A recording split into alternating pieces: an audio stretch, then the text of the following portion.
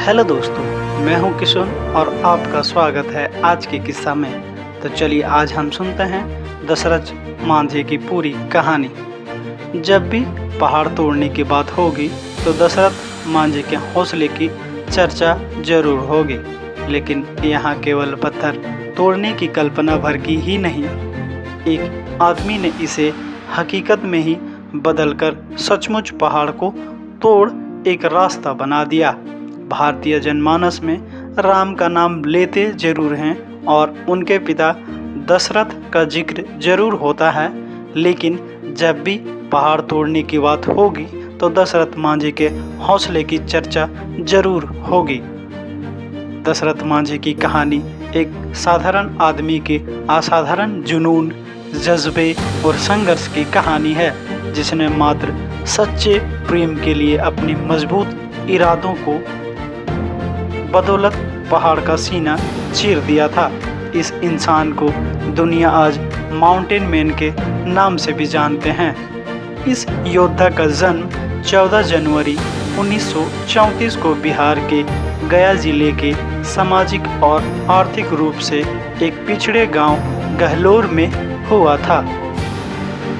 360 feet लंबा और 30 feet चौड़ा रास्ता बनाने के क्रम में दशरथ मांझी ने अपनी जिंदगी में ना जाने कितनी मुश्किलें झेले होंगे, आप उम्मीद भी नहीं कर सकते हैं। लेकिन इस दौरान किसी ने सन की तो किसी ने पागल कहा, मगर धुन के पक्के दशरथ ने किसी की भी परवाह नहीं की। 1960 में लिए यह प्रण पूरे 22 साल तक पूरी शिद्दत से निभाया। 1982 में इस सड़क के बन जाने के बाद अतरी और वजीरगंज ब्लॉक का फासला 55 किलोमीटर से घटकर 15 किलोमीटर रह गया।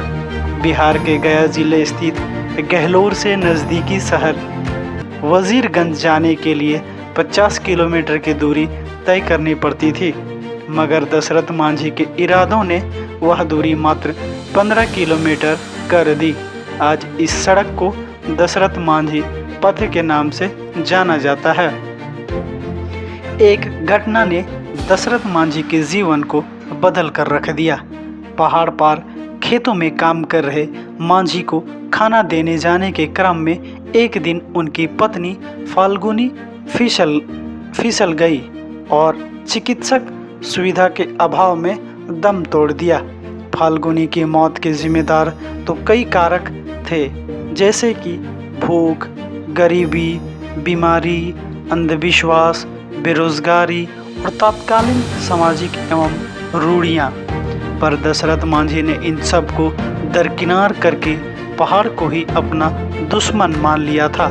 वह जानते थे कि इन सब से वह अकेले नहीं लड़ पाएंगे, पर अपना सारा क्रोध उस पहाड़ पर उतार दिया। उस पहाड़ को भी यकीन नहीं होगा कि अदना सा दिखने वाला इंसान विशालकाय चट्टानों की श्रृंखला को एकमात्र छेनी और हथौड़ी जैसे साधारण औजार से उसका सीना छलनी कर देगा। मगर पर्वत को अपने इरादों के आगे झुकने वाले दशरथ की उपलब्धि देखने के लिए उनकी पत्नी फाल्गुनी नहीं रही, जिसकी परेशानियों को देखकर उन्होंने इतना दुष्कर बीड़ा उठाया था। मगर फाल्गुनी की प्रेरणा की बदौलत कि दशरथ ने यह जज्बा अपने अंदर पैदा किया था। अपने जीवन के लंबे समय को बिना किसी चिंता के दशरथ ने नामुमकिन को मुमकिन करने में गंवा दिया। यह सिर्फ चट्टान तोड़ने भर की कहानी ही नहीं, सामाजिक और आर्थिक रूप से लाचार व्यक्ति की एक पूरी व्यवस्था से कैसे लड़ता है, उसकी यह दास्तां भी है। दशरथ मांझी ने जब अपना कार्य शुरू किया तो देश का यह उपेक्षित कोना गरीबी, भूखमरी, जात पात और सामंतवाद से जूझ रहा था। अपनी समस्याओं और असुविधाओं के लिए दूसरे को कोसने के बजाय अति पिछड़ी मुसहर जाति संबंध रखने वाले दशरथ मांझी ने ऐसा रास्ता बना दिया कि जो आने वाली कई पीढ़ियों के लिए मिसाल साबित होगी। दशरथ मांझी के बुलंद हौसले और साहस की कहानी साधन और सरकार का रोने वाले के लिए एक सबक समान है। एक बार यह तत्कालीन मुख्यमंत्री नीतीश कुमार से मिलने गए तो मुख्यमंत्री ने उन्हें अपनी कुर्सी पर बिठा दिया, जिसकी मीडिया में खूब चर्चा हुई। इस खबर ने खूब सुर्खियां बटोरी।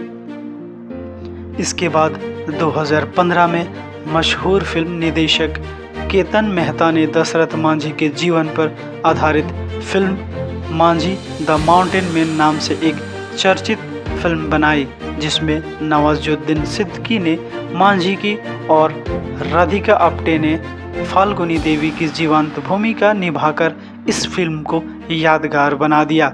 इस किरदार निभा पाना बहुत ही चुनौती भरा काम था, जिसे मंझे अभिनेता नवाजुद्दीन सिद्दीकी ने मांझी के चरित्र को रूपहले फिल्मी पर्दे पर बखूबी उतार दिया। मांझी के कामों को कन्नड़ फिल्म ओलवे मंदार के द्वारा भी दिखाया गया है। दशरथ मांझी का 73 साल की उम्र में 17 अगस्त 2007 को एम्स नई दिल्ली में गॉल ब्लैडर के कैंसर से निधन हो गया। बिहार सरकार द्वारा इनका अंतिम संस्कार राजकीय सम्मान के साथ किया गया। बाद में मुख्यमंत्री नीतीश कुमार ने गहलोर में उनके नाम पर 3 किलोमीटर लंबी एक सड़क, हॉस्पिटल और स्मारक बनवाने का फैसला किया। इतने में ही आज की किस्सा को मैं समाप्त करता हूँ। फिर मिलता हूँ इसी तरह नई किस्सा के साथ। अगर आपको अच्छा लगा तो सब्सक्राइब, लाइक, कमेंट, शेयर करना ना भूलें। तब तक के लिए जोहार।